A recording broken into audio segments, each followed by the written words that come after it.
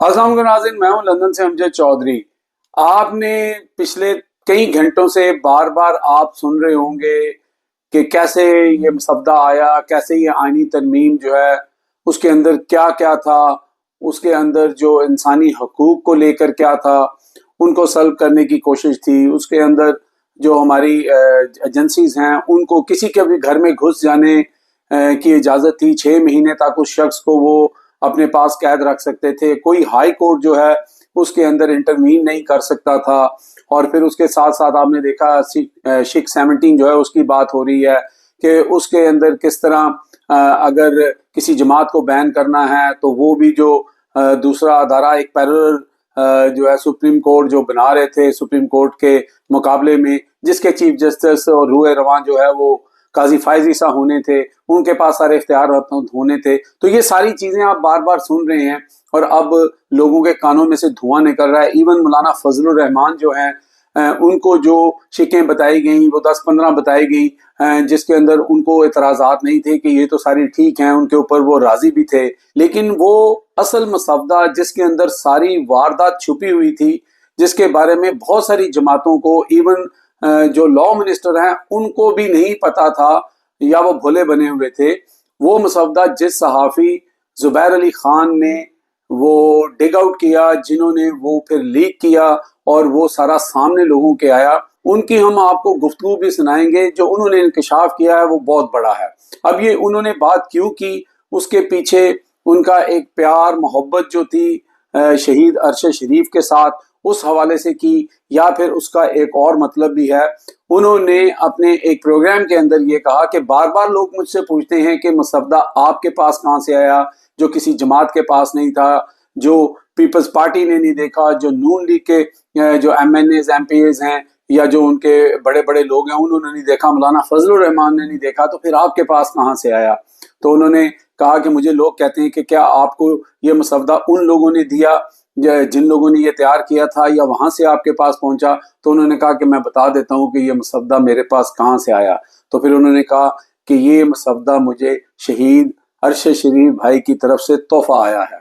अब इसका, और साथ ही उन्होंने कहा कि उन्होंने भी, क्योंकि वो एक लॉ बाइंडिंग सिटीजन थे, एक बहुत ही फाइनेस्ट जर्नलिस्ट थे, और उन्होंने अपनी जान इस मुल्क के ऊपर अपने असूल का सौदा नहीं किया और अपनी जान का नजराना दे दिया और शहादत जो है उसको गले लगा लिया।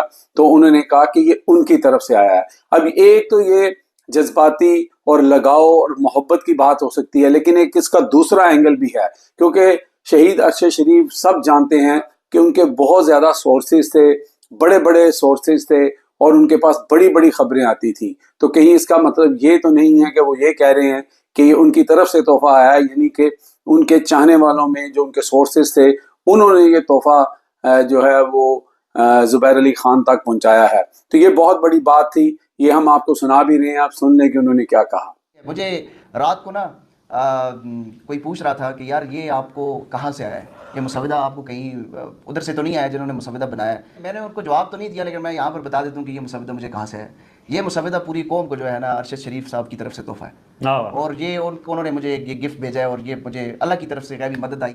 दूसरी तरफ आज जब असेंबली का इजलास जो है वो गैर मुअय्यना मुद्दत के लिए खत्म किया जा रहा था, तो वहां पर असद कैसर ने सबको धोया। उन्होंने पीपल्स पार्टी को भी धोया कि आप लोग तो अपने आप को एक जमहूरी पार्टी कहते थे, आप लोग तो कहते थे कि जमहूरियत सबसे बेहतरीन इंतकाम है, तो फिर आपने ये गंदगी का टोकरा अपने सर पे क्यों लिया। उन्होंने सबको जो है वो शर्म दिलाई। उन्होंने कहा कि ये तो मुल्क के साथ दुश्मनी है कि आप इस तरह के कानून पास करना चाहते थे, आप इस तरह इंसानी हकूक जो हैं उनकी पामाली करना चाहते थे। तो आज वो बड़ा वहां पर गरजे, और इस वक्त पूरी हुकूमत को और जितने भी हुकूमत के साथ इस वक्त लोग हैं, पार्टीज हैं, सबको जो है वो तुफ तुफ हो रही है। और लोग कह रहे हैं, आप तो कहते थे कि मुल्क की बेहतरी के लिए हम ये आईनी तरमीम कर रहे हैं, इंसानी हकूक के लिए हम आईनी तरमीम कर रहे हैं, इसमें खाक इंसानी हकूक थे जो थे उनको भी सल्व करने की कोशिश की जा रही थी।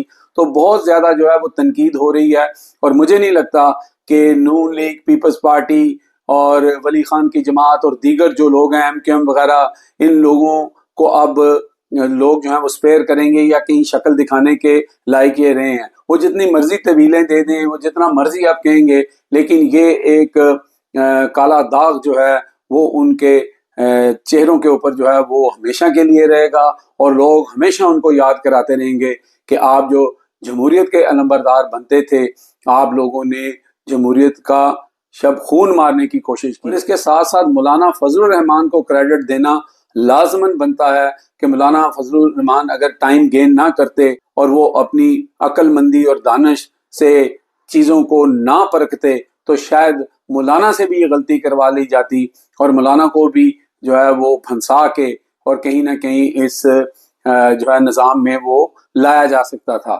لیکن اس وقت مولانا صاحب کی بہت جو ہے وہ رسپیکٹ ہو رہی ہے. ایون پی ٹی آئی کے جو لوگ ہیں وہ ان کے حق میں ترانے گا رہے ہیں, قصیدے پڑھ رہے ہیں, پورا سوشل میڈیا بھرا ہوا ہے. اور مولانا فضل الرحمان ڈیزرو بھی کرتے ہیں, کیونکہ مولانا صاحب نے بہت پریشر فیس کیا, بہت پریشر لیا, اور وہ اپنی بات پر اڑے رہے, ڈٹے رہے, اور آگے پھر ٹرائی کی جائے گی. لیکن یہ جو شکیں اور یہ جو سارے معاملات تھے, اب یہ اتنا آسان نہیں ہوگا, کیونکہ اس وقت تمام بار کونسل جو ہیں وہ بھی وکلا, ججز, ہر جو لا بائنڈنگ سٹیزن ہے وہ اس کے اوپر بات کر رہا ہے, اپنے تحفظات جو ہیں وہ ظاہر کر رہا ہے.